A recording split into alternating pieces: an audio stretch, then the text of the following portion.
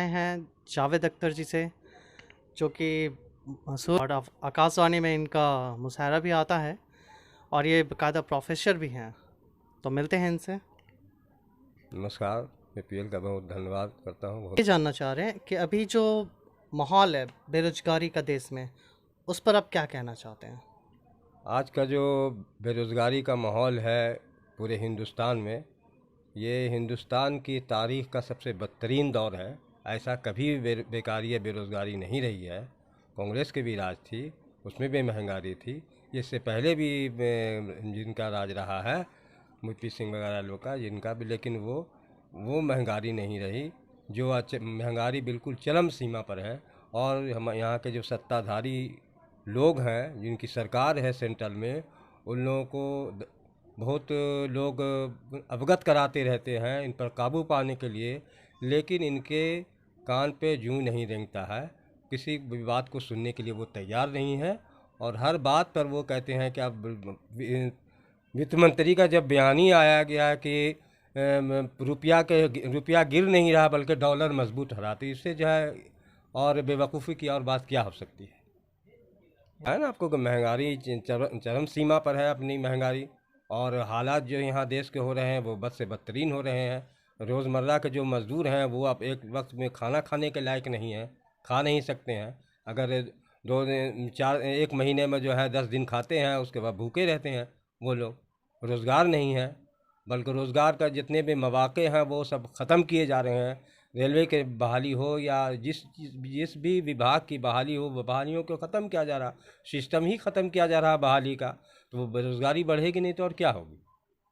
अभी जैसे किया जा रहा है अग्निवीर, 4 साल रोजगार, उसके बाद फिर और बेरोजगार, तो ये बेरोजगार को ही बढ़ावा दिया जा रहा है। इससे तो बहुत ये फैसला तो वही लोग जाने कि कहाँ से पढ़ के आए हैं, क्या किस यूनिवर्सिटी से पढ़े हैं। इससे बड़ी बेवकूफ़ी की और बात ही क्या हो सकती है कि वो लोग जो आएंगे उनको जो 5 साल नौकरी के बाद उनको बैठा दिया जाएगा, 4 साल नौकरी के बाद बैठा दिया जाएगा, तो वो तमाम हथियारों का जो वो लोग शिक्षण प्राप्त कर लेंगे वो लोग, तो वो लोग करेंगे क्या,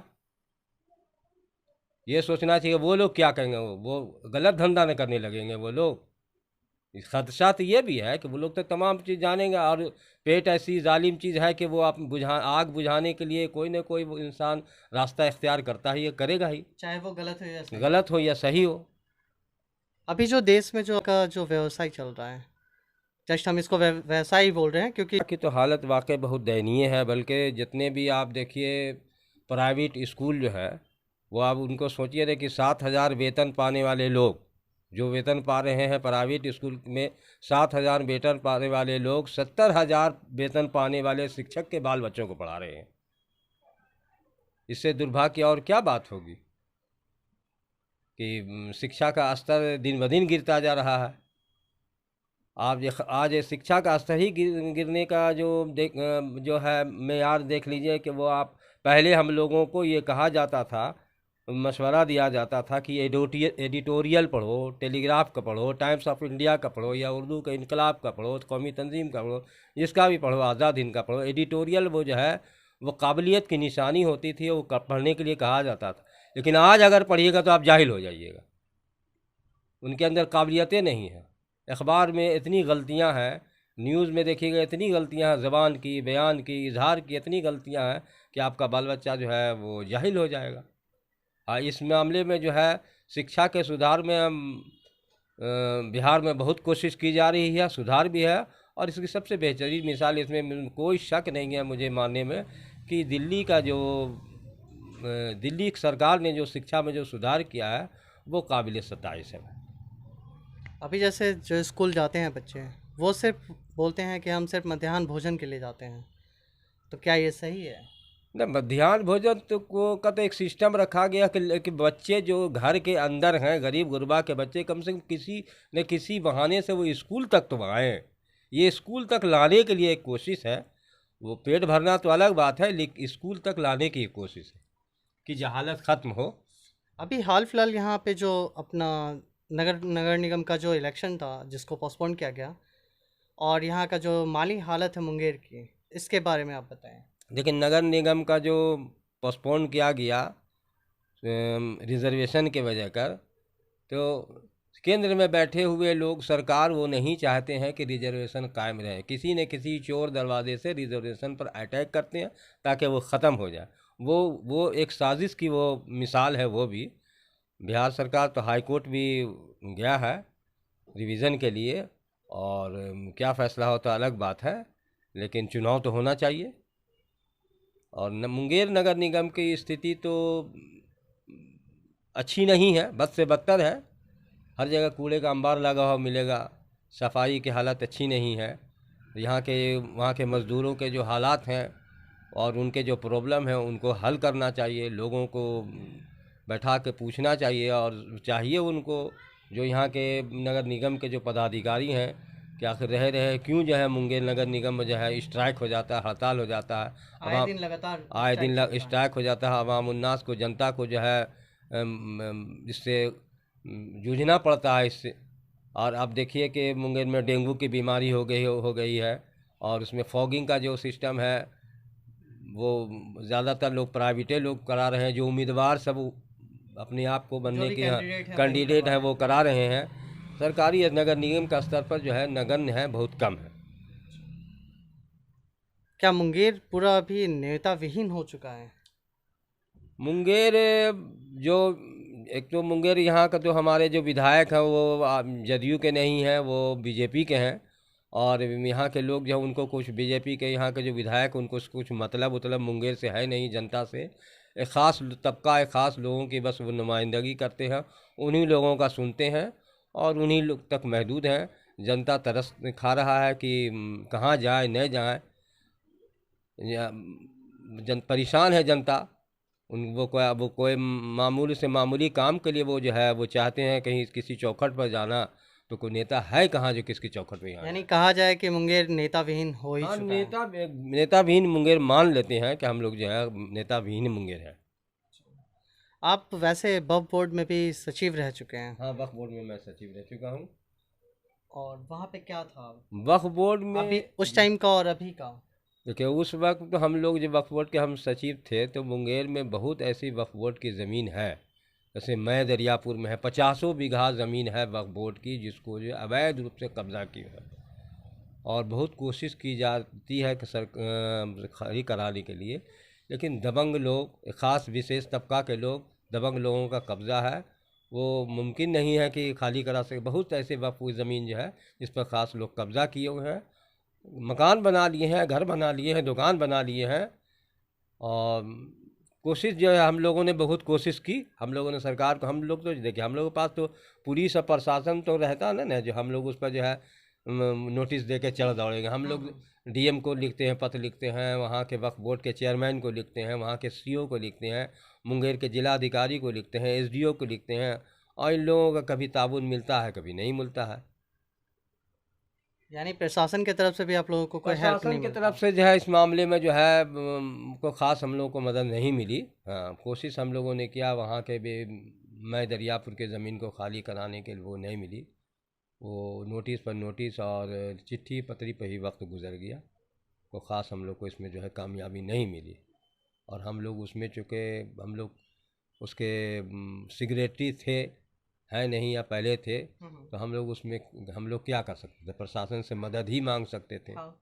ज़ाती तौर पर तो कोई ख़ास और कार्रवाई कर नहीं सकते थे। अल्पसंख्यक के बारे में जो कि अभी सोचा जा रहा है, अभी कहा जा रहा है अल्पसंख्यक का कोई भी उनका देखभाल नहीं है, ना ही फिर कुछ उनके साथ कोई सपोर्ट है, ऐसा क्या है? मुंगेर में अल्पसंख्यक का ये तो बात सही है। मैं एक मंत्री का सचिव रह चुका हूँ बहुत ज़माने तक। किनका? हाँ, मैं एक मंत्री का जो है मुनादी हसन साहब का मैं सचिव रह चुका हूँ, ज़माने तक रहा हूँ। हाँ, उसके बाद उनका वो मुंगेर छोड़ दिए, वो बेगूसराय के सांसद हो गए, मंत्री रहे, बेगूसराय के सांसद हो गए। मुंगेर सच पूछिए तो यहाँ अल्पसंख्यक के जब तक वो मोहम्मद सलाम प्रोफेसर सलाम साहब हयात में थे, जो अक़लियती कमीशन के चेयरमैन भी रहे और खाद्य आयोग के भी चेयरमैन रहे, वो जब तक जीवित रहे मुंगेर के लोगों को ये एहसास नहीं होता था कि मुंगेर के लोगों को कोई है ही नहीं। उन्होंने बहुत लोगों का काम किया, और अल्पसंख्यक हो क्या, सभी तबका के लोगों का काम करते थे सलाम साहब। उनके ख़त्म हो जाने के बाद वाकई हम लोग मुंगेर नेताविहीन हो गया। अब किसी के दर पर, किस दर पर, हर एक चौखट पे सूली के देखूं और डर जाऊं। मैं आखिर जाना भी चाहूं तो आखिर किसके घर जाऊं। तो सब यहाँ के लोगों को डर लगता है कहाँ जाए। सलाम साहब के इंतकाल के बाद हम लोग वाकई नेतावीन हो गए। वो जब तक हयात में थे जनता के सुनते थे, जनता तक जाते थे। वो जो आ गया उनके पास आ गया, जो नहीं आया कर सुनते थे। कोई भी ऐसे मामलात को वो अगर सुन लेते थे कि यहाँ पर ऐसे वाक़यात हुए हैं, ये प्रॉब्लम है, चाहे हिंदू का हो, मुसलमान का हो, किसी भी तबका का हो, सिख का हो, ईसाई का हो, बैकवर्ड का हो, फॉरवर्ड का हो, किसी का हो, वो वहाँ तक पहुँचते थे और उनके मसला को पूरी कोशिश करके यहाँ से लेके सीएम तक कोशिश करते थे हल कराने का, हल कराते थे। वो इंसानियत को लेके चल रहे थे, वो जातिवाद के जी ना, जातिवाद हाँ, लेके नहीं वो चलते थे। जातिवाद लेके वो बट नहीं आज चलते। की डेट में जो है मुंगेर वाकई में नेता विहीन है। हाँ वाकई नेताविहीन है, इसमें कोई शक नहीं हमको बोलने में। हम लोग अब किसी के पास जा नहीं सकते हैं, कोई नज़र नहीं आता है। यानी आम जनता आज अपने नेता विहीन होने के साथ साथ वो किसी के दर पे जाने से भी कतरा रहे हैं, कतरा रहे क्योंकि हैं। उनका हाँ, कहीं कुछ हाँ, होना नहीं है। कुछ होना नहीं है। प्रशासनिक सेवा की तरफ से भी उनके पास कोई प्रशासनिक सेवा तो सहायता नहीं हो पा रही है। दौड़ते रहिए, चिट्ठी लेकर दौड़ते रहिए, नोटिस पर नोटिस, चिट्ठी आएगी, मीटिंग होगी, बस वक्त गुजर यानी जाएगा और क्या। कहा जाए तो हाँ, कहीं ना कहीं उनकी अनसुनी की जा रही है सारी अनसुनी की बातें। जा रही है, बिल्कुल की जा रही है। अच्छा, आप शायर भी हैं। हाँ मैं बुनियादी तौर पर शायर हूँ और उर्दू का प्रोफेसर हूँ। हाँ थोड़ा सा कुछ बताइए। देखिए, मैं यहाँ शायरी तो दरअसल मैं मेरे इसमें है। क्योंकि आप आकाशवाणी में भी प्रोग्राम आपका मैं हुआ है। आकाशवाणी में भी पढ़ चुका हूँ, परसों ही मैं पढ़ के आया हूँ। कल ही बल्कि आकाशवाणी में पढ़ के कल आया हूँ। और हिंदुस्तान के बहुत ज़्यादा और बड़े बड़े रिसाले में हिंदुस्तान के जो जरीदा जो है, सरकारी हो गैर सरकारी, जो मोतबर रिसाला जो है जिसको कहते हैं उसमें मैं शाये होता रहता हूँ। और मुशायरे में भी, ऑल इंडिया मुशायरे में बहुत जगह गया हूँ। मैं निदा फाजली साहब के साथ पढ़ा हूँ, सबके साथ पढ़ चुका हूँ, ज़ुबैर रिजवी के साथ पढ़ चुका हूँ, आपके इसके हबीब हाशमी के साथ पढ़ चुका हूँ, सबके साथ पढ़ चुका हूँ, मनव्वर राना साहब के साथ पढ़ चुका हूँ। अच्छा, अभी एक बात और आ रही है खुल के कि अभी दबी जबान पे ही है कि भागलपुर जो आकाशवाणी है वो यहाँ से गायब होने वाला है। भागलपुर, इसको यहाँ से शिफ्ट किया जा रहा है पटना। भागलपुर से? हाँ। वह इसकी मुझे जानकारी नहीं है। पटना शिफ्ट का ये विभागीय चीज़ है, इसकी जानकारी नहीं। मैं अदब की बात कर सकता हूँ मैं अगर यहाँ से भागलपुर से अगर आकाशवाणी छिनती है तो फिर ये भागलपुर और मुंगेर के लिए, जो कि एक बहुत वैलिड। जहाँ ये अगर ये भागलपुर, अगर जैसा कि आप बता रहे हैं, इसकी जानकारी मुझे नहीं थी। मैं आप बहुत बहुत शुक्रिया आपका कि आपने जानकारी दी। इसकी तफसीलात भी मैं जानकारी भी लूँगा। अगर ये वहाँ चला जाता है तो ये इस इलाका का, मुंगेर, भागलपुर और खगड़िया वगैरह, बेगूसराय वगैरह लोगों का वहाँ बहुत नुकसान होगा।